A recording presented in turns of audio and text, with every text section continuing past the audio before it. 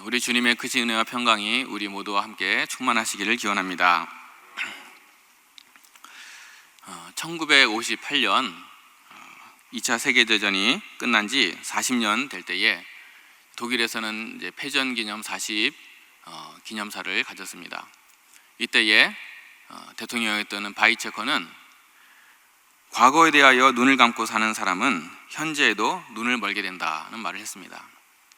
이 말은 우리가 과거에 역사의 소중한 교훈을 잊어버리고 살면은 현재에도 같은 잘못을 반복해서 저지르게 된다는 뜻입니다. 군붕어는 IQ가 3이라고 그럽니다. 머리가 매우 나쁜데 특별히 기억력이 그렇게 형편없다고 합니다. 그래서 그 작은 어항 속에서 사니까 우리 같으면은 평생 거의 갇혀 사는 게 너무 답답하고 아마 속 터져 죽을 맛일 텐데, 군붕어는 3초만 지나면 새로운 물속에서 사는 것입니다. 3초만 지나면 또 새로운 세계가 펼쳐지는 것입니다. 이 군붕어가 이제 하루는 인간에게 이렇게 항변을 했다 그럽니다. 야, 너희 인간들 우리를 잡아다가 어항 속에 키우는 건 그렇다 치고 할 수 없다 이거야. 그러나 그 속에 집을 지어주고 물레방아를 만들고 수초를 심고 그건 너무 오버하는 거 아니야? 그리고 너희들 우리 기억력이 3초라고 하는데 시간 재봤어? 시간 재봤냐고. 그리고 또 너희들 우리가 기억력이 3초라 그러는데 시간 재봤어? 시간 재봤냐고. 또 그리고 너희는 우리가 기억력이 3초라 그러는데 시간 재봤어? 시간 재봤냐고. 아직도 안 해주시는 분들은 잘 모르겠으면 남들 웃을 때 따라 웃으면은 중간은 가는 겁니다. 지금 잘 이해가 안 가셔도 나중에 집에 군붕어를 기르신다든지 혹은 가게 앞에 있는 군붕어 어항을 보시다가 그때 빵 터지는 수가 있습니다. 우리 인간은 기억력이 얼마나 되겠습니까? 어떤 사람은 하루가 안 되는 분들이 있습니다. 그 전날 밤에 그렇게 과음을 해가지고 막 토를 하고 속이 쓰리고 아침에 일어나가지고 막 고통을 받고 해놓고 안 마셔야지 해놓고 밤에 또 마셔요. 그래놓고 또 토하고 속이 쓰리고 아침에 아유 내가 다시는 안 마신다. 그래놓고 그 다음날 또 밤에 또 마셔요. 이런 분들 참 하루가 가지를 않는 겁니다. 우리가 이런 것들은 생활 속에서 있는 일인데 정말 중요한 것들, 특별히 진리에 관련된 것들은 우리가 역사의 소중한 기원들은 하나님이 주시는 교훈을 잊어서는 안 될 줄 믿습니다. 우리가 6월을 이제 보내고 이제 7월이 되었는데 6월을 지내 보내면서 하나님께서 우리에게 이 주신 귀한 역사의 큰 교훈들이 있습니다. 그 교훈이 무엇인지 잊지 않는 저와 우리 모두가 됐으면 좋겠습니다. 6.25 이 동란 6.25 사변은 사회학적으로 또 전쟁사적으로 여러 가지로 해석을 할 수가 있습니다. 그러나 우리는 성경적인 관점으로 하나님의 뜻을 알 수 있어야겠습니다. 무엇이든지 이 관점, 이 퍼스펙티브라고 그러죠. 시각이 중요합니다. 빨간 선글라스 낀 사람은 모든 게 다 빨갛게 보입니다. 파란 렌즈에 안경을 쓴 사람은 다 푸르게 보입니다. 노란색은 노랗게 보이고요. 정치인들에게는 모든 것이 표로 보입니다. 이것이 내가 유리할까? 표가 떨어질까? 더 얻을까? 경제인들에게는 이것이 수익으로 보입니다. 이것이 나에게 이익이 될까? 아니면 손해가 될까? 우리 믿는 이들은 하나님의 관점에서, 성경의 관점에서 역사를, 우리 삶을 볼 수 있어야 할 줄을 믿습니다. 성경조차도 그냥 아무렇게 보면은 저 멀리 먼 민족의 소수 이스라엘이라고 하는 옛날 민족의 옛날 책에 불과합니다. 그러나 이것을 믿음의 눈으로 보면, 성령의 눈으로 보면은 이것은 모든 개인과 민족과 지구와 우주의 모든 역사는 나라는 바로 하나님의 사건이 되고 하나님의 손길이라는 것을 알 수 있습니다. 우연은 없습니다. 성경에서는 분명히 증거하기를 참새 한 마리도 하나님이 허락지 아니하시면 땅에 떨어질 수가 없고 머리카락 하나까지도 나게 하거나 희게 할 수 없다고 그랬습니다. 모든 것은, 천하의 모든 것은 지극히 크든지 지극히 작은 것이든지 다 우리 하나님의 절대 주권과 통치하에 있는 줄로 믿으시기 바랍니다. 바라옵기는 이 시간에 우리 하나님께서, 주님이 우리의 마음과 눈을 열어주셔서 말씀 속에서, 기도 속에서, 또 우리의 삶 속에서, 일상사 속에서, 역사 속에서 하나님이 우리에게 하시는 그 뜻이 무엇인지 볼 수 있는 안목이, 은혜의 눈이 생기기를 간절히 축원합니다. 영어의 역사라는 말이 아시겠지만 히스토리라 그러죠. 그것은 히스와 스토리가 합쳐진 말입니다. 히스는 그의, 그 남자의, 이야기는 스토리. 그래서 히스토리, 그의 이야기, 그 남자의 이야기, 누구입니까? 예수입니다. 그냥 해석하는 게 아니고 역사의 기준 자체가 예수님이에요. 그래서 BC와 AD로 나누죠. 이거는 뭐 기독교뿐만 아닙니다. 일반 사회도 다 나오는 거죠. BC가 뭡니까? Before Christ, 그리스도 이전. 그리고 AD는 아노 도미니, 그래서 주 후, 주님 이후, 그렇게 되는 것입니다. 역사의 기준 자체가 예수님입니다. 오늘 말씀에 27절 28절 말씀에 땅의 모든 끝이 여호와를 기억하고 돌아오며 모든 나라의 모든 족속이 주 앞에 예배하리니 나라는 여호와의 것이요 여호와는 모든 나라의 주제의 심이로다 그랬습니다. 나라는, 모든 역사는 누가 주제라고요? 여호와시라는 겁니다. 그 나의 역사는 어떻습니까? 나의 가정사는 어떻습니까? 우리 민족사, 우리 회사의 역사, 우리 교회의 역사, 우리 지역의 역사, 이 나라의 민족의 모든 세상의 역사의 주제가 여호와이신 줄로 조금 더 의심하지 마시고 확신하시기를 바랍니다. 이 시간에는 6.25 그 전쟁 또는 여러 전쟁을 통하여 하나님께서 우리 인생에게 주시는 교훈을 조금 살펴보고자 합니다. 첫째는 성경적으로 말씀의 원리상 전쟁이나 이 분열의 아픔은 회개치 않는 죄에 대한 하나님의 징계입니다. 우리가 하나님을 기쁘시게 하면 원수와도 화목해 하십니다.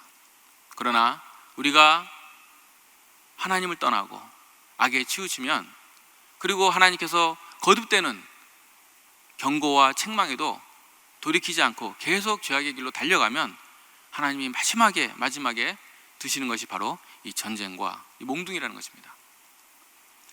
처음부터 그러는 것이 아닙니다. 우리 집에서도 그러죠. 자녀를 키우다 보면은 엄마 아빠가, 부모님이 처음부터 매를 안 듭니다. 만약에 처음부터 드는 매가 있다면 그건 부모로서 조금 미성숙한 거고, 처음엔 좋게 말로 하죠. 얘야 이렇게 하자, 이렇게 하면 좋겠다. 그래도 말을 안 들으면 야 그렇게 하지 마, 이렇게 해 하고 경고를 하죠. 1차 2차 점점점 강하게 책망을 합니다. 그래도 안 들으면 맨 마지막에 할 수 없이 사랑의 회초리를 드는 것입니다. 우리 집에서도 만약에 큰애가 작은애를 이렇게 괴롭히면, 얘야 동생하고 잘 놀아, 동생 거 뺏어 먹지 마, 근데 뺏어 먹어요. 동생 울리지 마, 근데 또 울려요. 동생 거 뺏지 마, 장난감 뺏어가요, 또 울려요. 그러면 여러 번 얘기해도 안 되면 나중에 한 대 맞는 겁니다. 그때 왜 때려요? 그러면 한 대 또 맞는 것입니다. 우리가 하나님 앞에 뭐라고 항변할 수는 없는 것입니다. 처음부터 좋게 말할 때 들으면 되는데, 그렇게 선지자를 보내고 주의종을 보내고 여러 가지 상황으로 징계로 표적으로 줘도 끝까지 말을 안 듣고 돌이키지 않은 마지막에 주님께서 드시는 몽둥이가 칼과 전쟁이라는 것입니다. 왜 그렇습니까? 하나님이 우리를 미워하셔서 그렇습니까? 아닙니다. 반대입니다. 하나님이 우리를 너무나 사랑하셔서 그 멸망길로 가게 할 수가 없어서 매를 때려서라도 우리를 영원히 건지시기 위해서 징계를 하시는 것입니다. 히브리서 12장 5, 6절에 내 아들아 주의 징계하심을 경히 여기지 말며 그의 꾸지람을 받을 때에 낙심하지 말라. 주께서 그 사랑하는 자를 징계하시고 그의 받으시는 아들마다 채찍질 하시느니라 하셨습니다. 주님께서 채찍질 하시는 이유는 사생아라서가 아니라 사랑하는 아들이고 받은 아들이기 때문에 우리를 징계하시는 줄로 믿으시기 바랍니다. 사실 하나님의 속마음은 우리를 때리길 원치 않으시는 마음입니다. 이사야서 1장 5, 6절에 너희가 어찌하여 매를 맞으려고 더욱더욱 패역하느냐.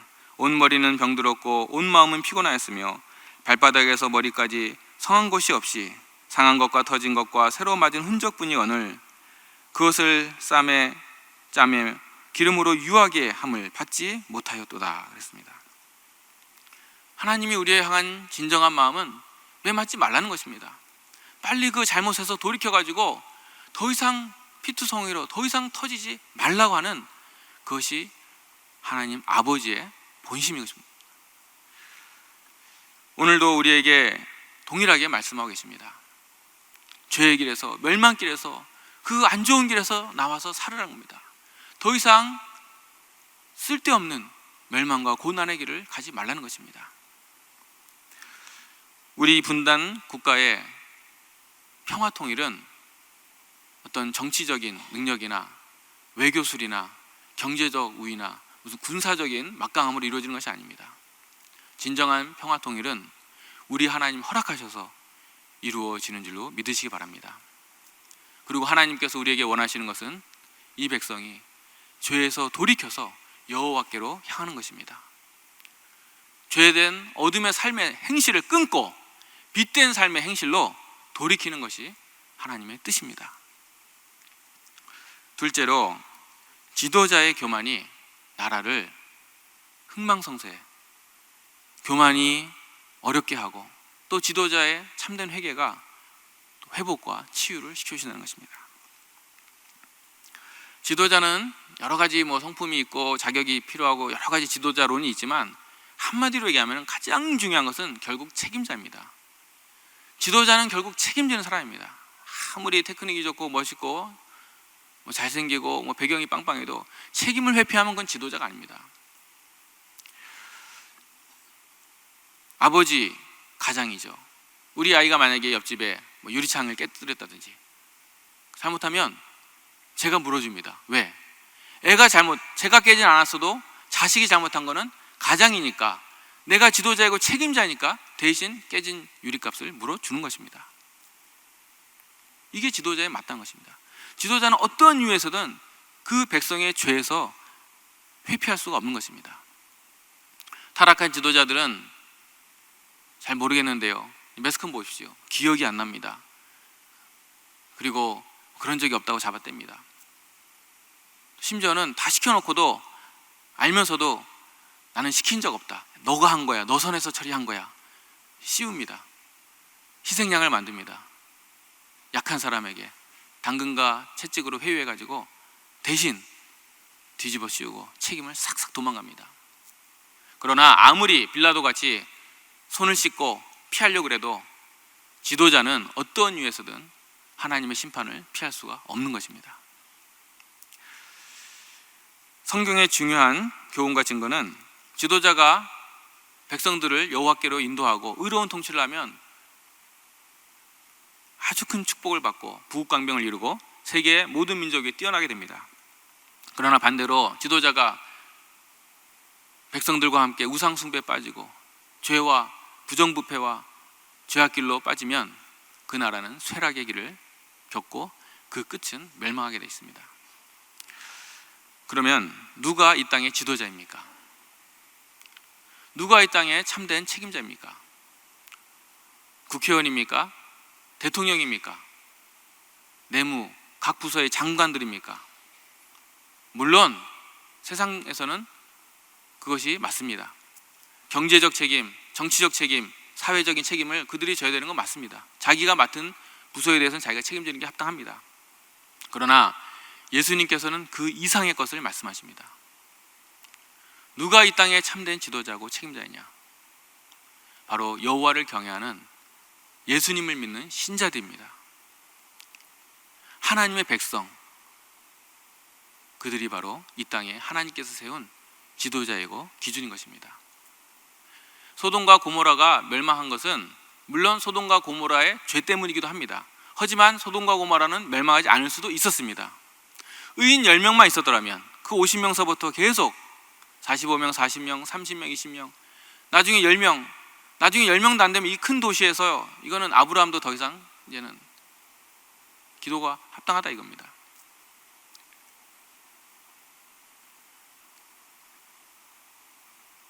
진실로 여호와를 경외하고 죄를 멀리하는 의인이 몇 명만 있으면 그 전체 공동체는 하나님의 심판을 받지 않습니다.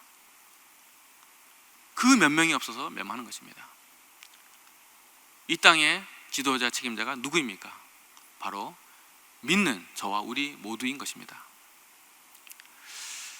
만약에 세상이 부패했다면 그것은 소금이 엉터리인 것입니다. 만약에 세상이 어두컴컴해지고 빛을 볼 수가 없다면 그것은 어둠의 문제가 아니고 빛이 사라졌기 때문인 것입니다. 세상 사람들은 정치가가 문제다, 재벌들이 문제다, 고위 공직자들이 문제다, 교수들이 문제다 이렇게 얘기할 수 있겠죠. 그러나 우리들은 그렇게 얘기할 수가 없습니다. 실상은 그 열쇠를 쥐고 있는 키는 예수가 없는 세상 사람들이 아니라 예수님의 구원과 축복과 능력과 생명과 모든 하나님 아버지의 좋은 것을 기업으로 받은 믿는 자들은 우리들에게 있다는 것입니다.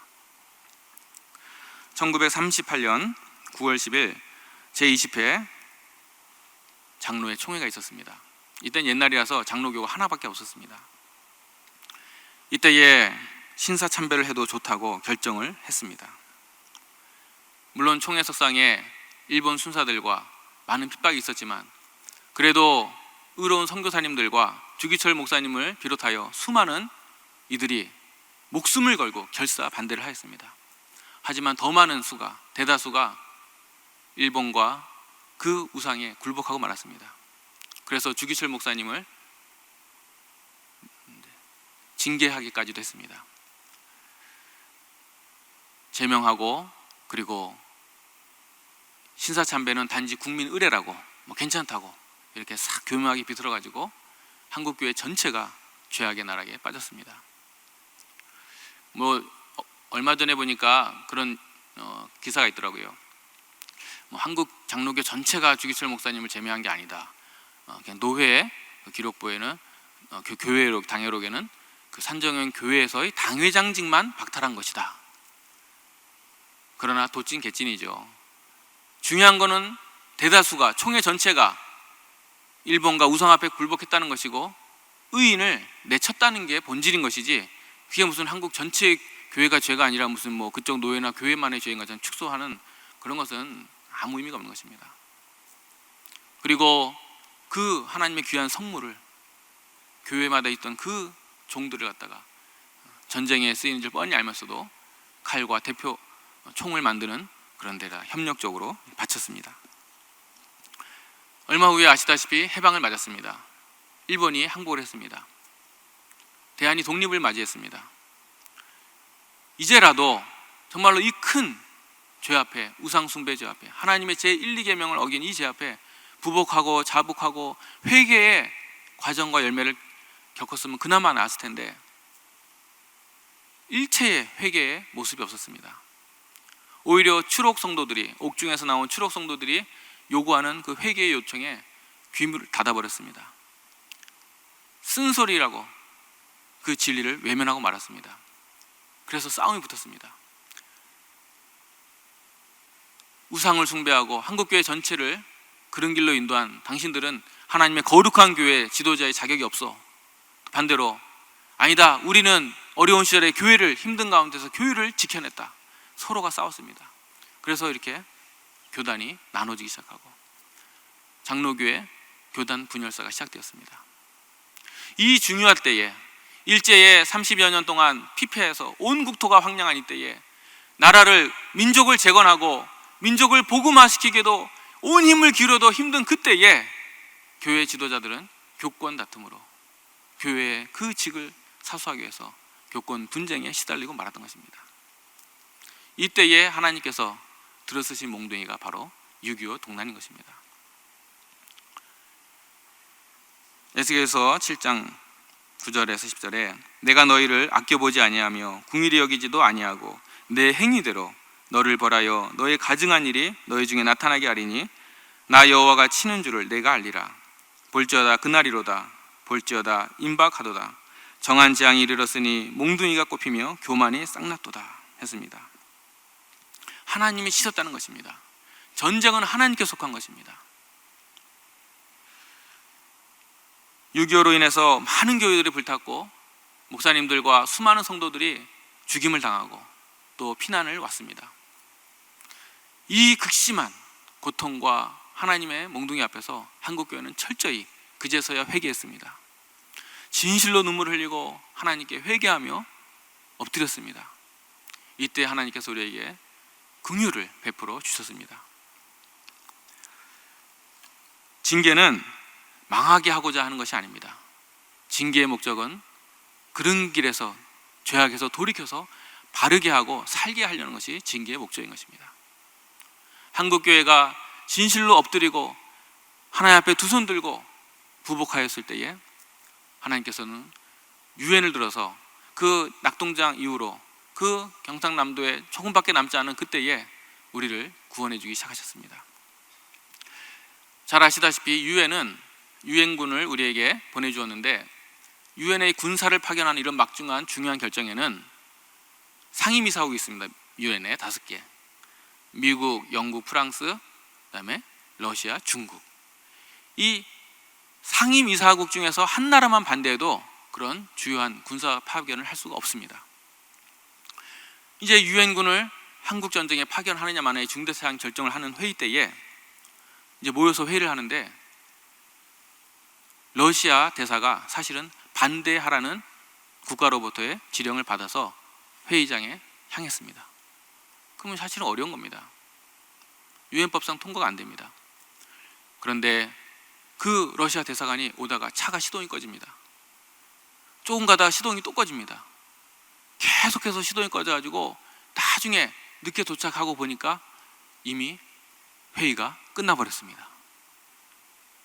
그래서 한국의 유엔군이 파병될 수가 있었습니다. 만약에 그 받은 지령을 제 시간에 도착해서 러시아 대사관이 자동차가 망가지지 않았더라면 우리나라는 지금 대한민국이 없을지도 모릅니다. 오직 북조선 인민공화국만 한반도에 있을지도 모르는 것입니다. 하나님의 은혜라고 하지 않을 수가 없습니다. 또한 많은 기적과 표적이 있었지만 한 가지만 더 말씀을 드리면, 그 낙동강 그 어려운 전선에서 이제 다시 나라를 수복해야 되는데, 이때에 이승만 대통령이 목사님들을 모아놓고 이렇게 호소합니다. 목사님들, 지금 우리나라는 풍전등화의 위기입니다. 장마철인데 이제 비가 오면 적에게 반격을 할 수가 없습니다. 다시 우리가 공격하고 땅을 찾으려면 계속 맑은 날이 되어야 되는데 장마철에는 공격을 제대로 할 수가 없습니다. 우리가 의지할 분은 하나님밖에 없습니다. 목사님, 우리나라 민족을 위해 기도해 주십시오. 그래서 당시 부산중앙교회 그 피난하는 모든 목사님들이 모여가지고 7.1야를 하나님께 금식으로 기도하고 애통해하면서 매달립니다. 그때 하나님께서 놀랍게 해주셔서 그 장마철인데 그 장마철에 20일 이상을 단 한 번의 비가 오지도 않고 맑은 날로 쾌청하게 역사해 주셨습니다. 그래서 대대적인 반격을 할 수가 있었고 우리나라가 서울도 수복하고 또 북진할 수 있었던 것입니다. 이 모든 것은 오직 하나님의 은혜인 것입니다. 지도자가 바로 섰을 때에 하나님께서 이렇게 회복시켜 주시고, 지도자가 계속 교만하면 주님의 징계가 온다는 것입니다. 우리를 그 회개 자리에서 구원해 주셨는데 절반만, 지금 우리가 종전이 아닙니다. 휴전 상태입니다. 지구상에 남아있는 마지막 분단국가이고 지금 전쟁이 끝난 것이 아니라 종전이 아닌 휴전 상태로, 대치 상태로 있습니다. 마치 사사기처럼 이방 가나안 7족속을 완전히 몰아낸 게 아니라 계속 하나님께서 남겨두셨습니다. 왜 그러셨을까요? 이 민족이 참으로 나를 경외하는지 알려고 시험하시는 것입니다. 우리가 계속 여호와 앞에 신실하게 거하고 주님과 동행하는, 주님과 따르는 삶을 살면은 우리나라는 부국강변과 세계의 모든 민족에 뛰어나고 주님의 참된 샬롬과 평안을 누릴 것입니다. 그러나 우리가 우상 숭배와 다시 미신이 창궐하고 죄와 탐욕과 그로 인하여 생기는 모든 부정부패와 비리로 세상이 썩어가면, 나라가 썩어가면 우리는 또한 하나님의 몽둥이를 맞을 것입니다. 그러므로 우리는 정신 바짝 차려야 됩니다. 6.25가 터진 것이 불신자들이 백성의 죄가 많아서가 아니라 사실은 기독교인들이 사명을 다하지 못했기 때문입니다. 사사기의 비극이 무엇입니까? 전쟁을 경험한, 하나님의 살아계심을 경험한, 하나님의 능력을, 거룩함을 경험한 그 믿음의 어버이들이 그 다음 세대에 여호와를 알지 못하도록 그 살아계신 하나님을 믿는 살아있는 신앙을 전수하지 못했다는 것입니다. 결국 그래서 백성들은 여호와를 사랑하는 그 사랑과 열정이 없어지고 다음 세대는 여호와를 잊어버리고 그리고 세상에서의 부귀와 명화와 출세와 쾌락에 빠진 것입니다.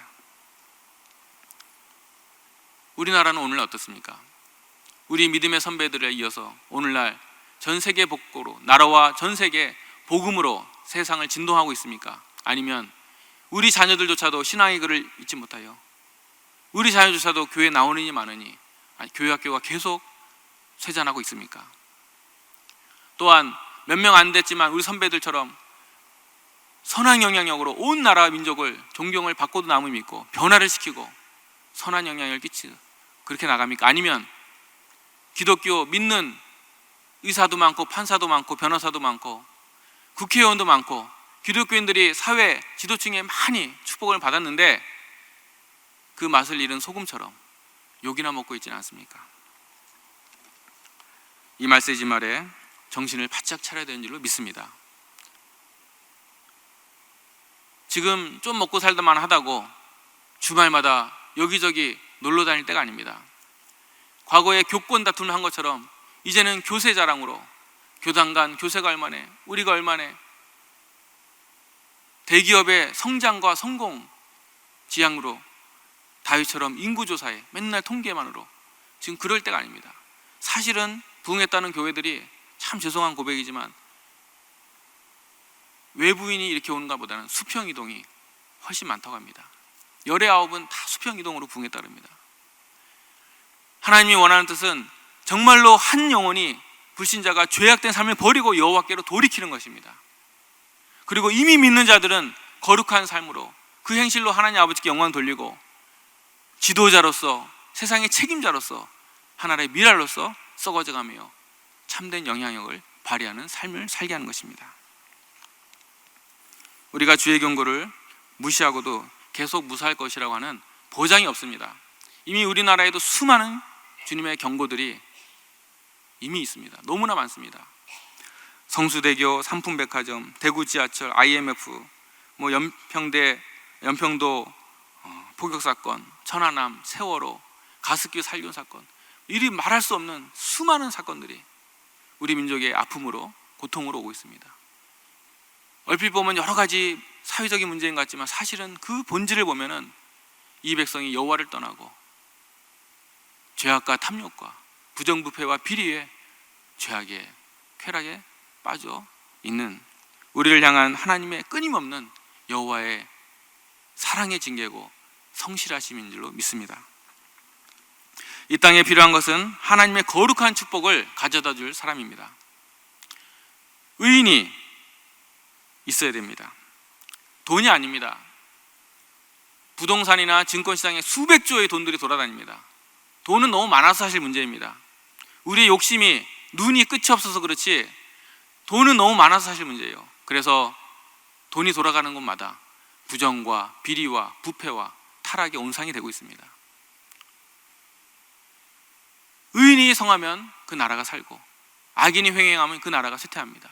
의인이 또 그 의롭게 하는 그런 행위들이 존중을 받고 가치를 인정받고 주도하면은 그 민족은 밝고 지금 어려워도 반드시 잘 되게 돼 있습니다. 그러나 지금 조금 배부르다고 해서 의인이 진실한 말이 오히려 무시를 당하고 겉모술수나 처세술이나 그런 악인들이 더 횡행하고 그들이 더 인정받고 종이 주모보다 올라가고 거꾸로 되는 것이 자문에 합당하지 않다고 했습니다. 그렇게 악이 횡행하면 그 나라는 반드시 쇠잔하고 망하게 되어 있습니다. 오늘날도 이 땅의 젊은이들을 보면은 많은 젊은이들이 타락해가지고 자기 배만을 위해 삽니다.